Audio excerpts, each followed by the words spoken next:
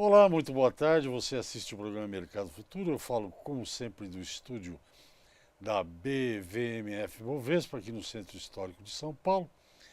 E agora a novidade que eu vou insistir aí durante algum tempo é que se você não puder assistir o programa nesse horário, horário de Brasília, 13 horas e 30 minutos, você tem um canal no YouTube, é o programa Espaço Mercado, Espaço Futuro.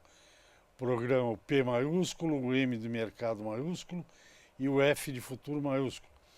Ali você vai ter a página do programa e clica em cima de vídeo, lá você terá todos os programas que são passados aqui na TV. Você terá no YouTube para assistir a hora que você quiser, quantas vezes quiser, enfim, mostrar para a mamãe, para o papai, para o tio, para os amigos, tá bom? Bem, o assunto do programa de hoje é um assunto que é recorrente, ele vai e volta aqui no programa, porque é importante, e eu acredito na importância desse assunto, por isso que eu gosto de falar disso. Nem sempre você tem um problema insolúvel na sua frente, que você não consegue resolver. A justiça existe para resolver as coisas que a gente não consegue resolver entre nós. Mas a justiça no Brasil é sobrecarregada, para dizer o mínimo. Tem algumas coisas que demoram muito para ser resolvidas. Aí existe um sistema que tem no mundo inteiro, acho, que chama-se de Câmara Arbitral, se eu não estou enganado. Um especialista no assunto está aqui comigo hoje. É o doutor Tiago Marinho Nunes, que trabalha no escritório Muniel Medici Franco Advogados. Ele vai falar sobre algumas alterações, 4 ou 5 tópicos importantes que ocorreram, que mudaram aí na lei da arbitragem, né? Mas antes, eu primeiro quero agradecer a presença do Dr. Nunes, Dr. Tiago, e antes eu queria que ele explicasse rapidamente, ele já fez isso da última vez, por que se apela para uma câmara arbitral e como é que ela funciona rapidamente. Doutor Tiago, muito boa tarde, muito obrigado pela sua presença. Eu acho que só para introduzir o assunto, deixa eu dar rapidamente o que é a Câmara e aí a gente entra nas particularidades. Perfeito, Hash. Muito Obrigado. boa tarde, mais uma vez, obrigado Obrigado. pelo convite. Para mim é sempre um prazer poder falar desse Instituto da Arbitragem, que é um instituto em pleno vigor e vem sendo muito fortalecido no Brasil há mais de 20 anos, ou seja, e eu que já atuo nessa área há mais de 10, é para mim um grande prazer ver esse instituto crescendo, só crescendo no Brasil. E desde já, Resch, gostaria só de fazer uma pequena observação em relação à sua introdução.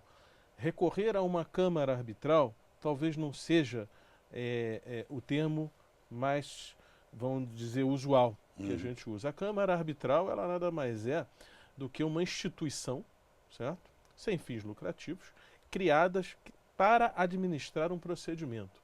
Ou seja, imaginemos um cartório numa vara civil no central que processa todos aqueles casos e manda para o juiz.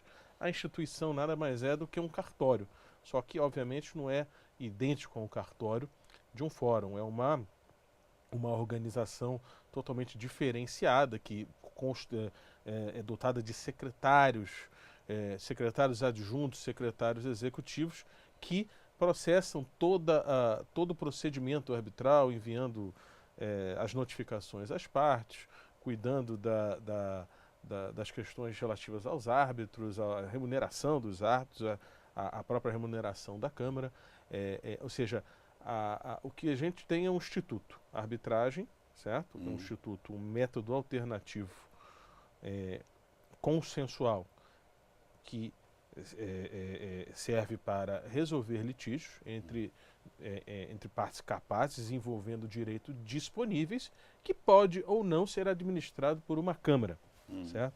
Ou seja, esse era o primeiro ponto. Mas acho que antes da gente entrar nos tópicos que a gente pretendia abordar, A lei de arbitragem no Brasil ela foi promulgada no dia 23 de setembro de 1996. Né? Naquela época, em 1996, eu ainda era um estudante de Direito, eu era um primeiranista na Faculdade de Direito da Universidade Federal do Rio de Janeiro, e poucos queriam estudar aquele instituto, ou seja, um método resolvido por particulares, mas eu vou para o judiciário, é muito mais garantido. Só que nunca se sabia que esse instituto ele já havia sido muito desenvolvido na Europa.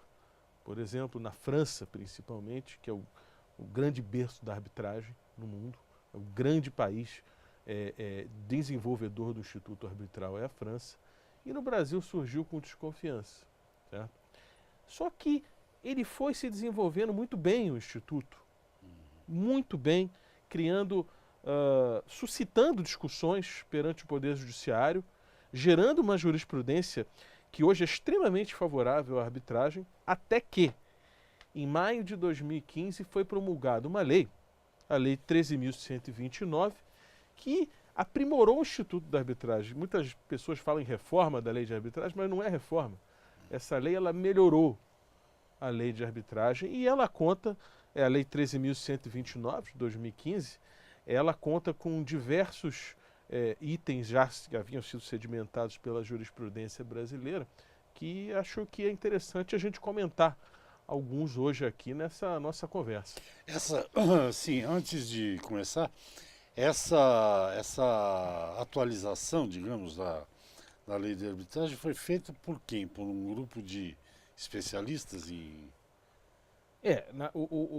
Exato. Na realidade, uma comissão de juristas, né, foi criada sob a égide do Senado Federal, presidida pelo ministro do STJ, o ministro Luiz Felipe Salomão, a quarta turma do STJ, contou com uma série de profissionais muito atuantes, experientes na área de arbitragem no Brasil, certo?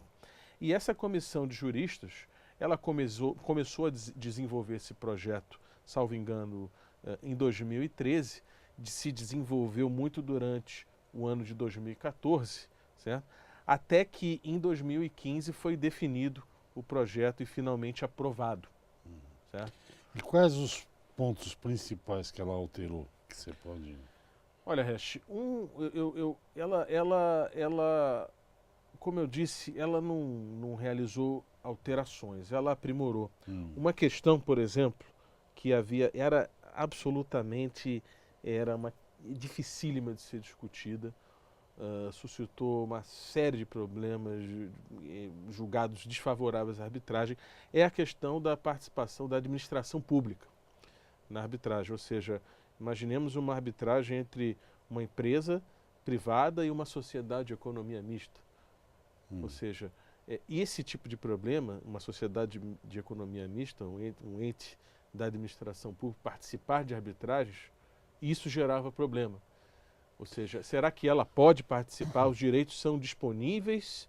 São direitos que são passíveis de transação, de serem transacionados? Ou não? São direitos inerentes ao Estado, ao império do Estado. Existem casos na jurisprudência brasileira que são emblemáticos em relação a esse ponto.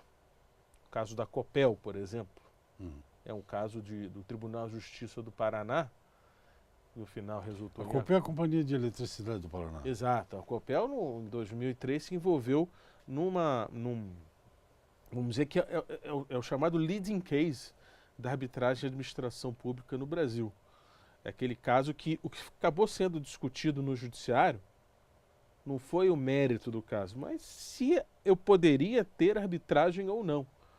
Ou seja, a Copel ingressou com uma ação para tentar parar uma arbitragem. Elas haviam contratado a arbitragem no contrato, né? A Copel e a outra empresa, a empresa privada, com quem ela tinha um contrato de fornecimento de energia elétrica. Haviam firmado o contrato com cláusulas de arbitragem.